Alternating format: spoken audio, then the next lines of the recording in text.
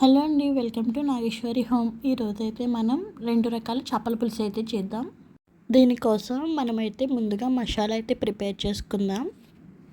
ఒక మిక్సీ జార్లో అల్లం ముక్కలు, వెల్లుల్లిపాయలు, అలానే ఒక 2 స్పూన్స్ జీలకర్ర, అలానే ఒక 2 స్పూన్స్ ధనియాలు, ఒక స్పూన్ గసగసాలు కూడా వేసుకుని మిక్సీ చేసుకోండి.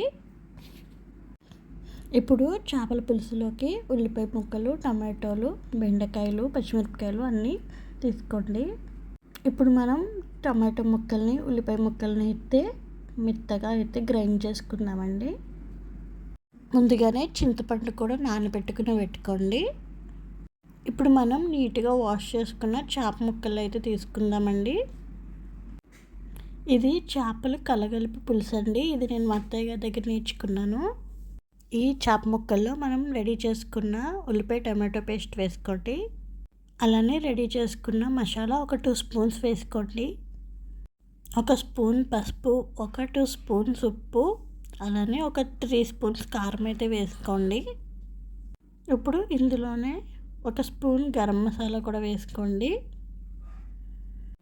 అలానే ఒక 3 కరివేపాకులు, అలానే పచ్చిమిరపకాయలు, మనం కట్ చేసి పెట్టుకున్న బెండకాయ ముక్కలు కూడా వేసుకోండి. ఇప్పుడు ఇందులోనే ఆయిల్ అండి, ఒక 4 టేబుల్ స్పూన్ ఆయిల్ వేసుకోండి. ఈ కలగలుపు పులుసులో మనం మర్చిపోయేది ఆయిల్ అండి. నేనైతే ఒకసారి ఆయిల్ మర్చిపోయి వండేసాను, టేస్ట్ అస్సలు బాగాలేదు. ఇప్పుడు ఆయిల్ వేసుకున్న తర్వాత బాగా మిక్స్ చేసుకోవాలండి. అన్ని ముక్కలకి బాగా పట్టేలాగా మిక్స్ చేసుకోవాలి.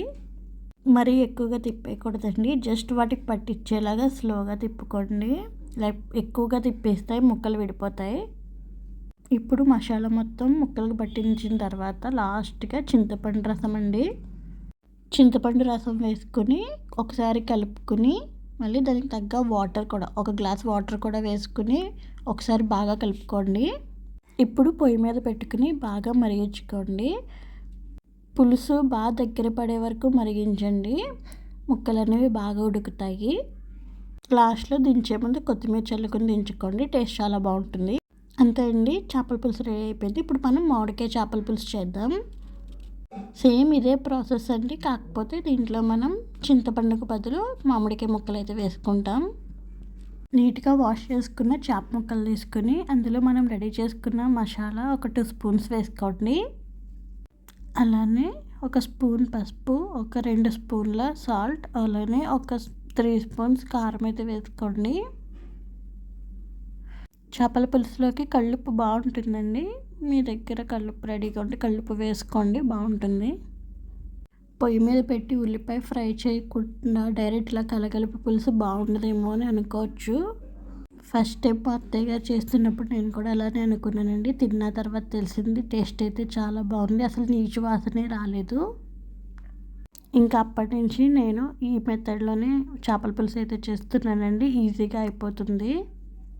మా అమ్మ వాళ్ళైతే సేమ్ అందరిలానే పొయ్యి మీద పెట్టుకొని ఉల్లిపాయ ఫ్రై చేసుకుని అలా నార్మల్గానే చేస్తారు. కానీ ఈ స్టైల్ నేను పెళ్ళైన తర్వాత అత్తయ్య గారు చేయడం చూసి నేర్చుకున్నానండి. మీరు కూడా ఒకసారి ట్రై చేసి ఎలా వచ్చిందో కామెంట్ చేయండి.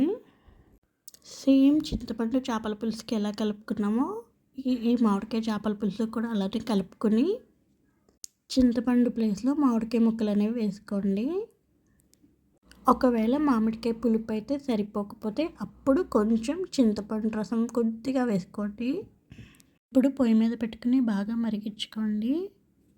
దించే ముందు కొత్తిమీర చల్లుకోండి. మీరు కూడా ట్రై చేసి ఎలా వచ్చిందో చెప్పండి. వీడియో నచ్చితే లైక్ చేయండి, ఛానల్ని సబ్స్క్రైబ్ చేయండి. Bye bye.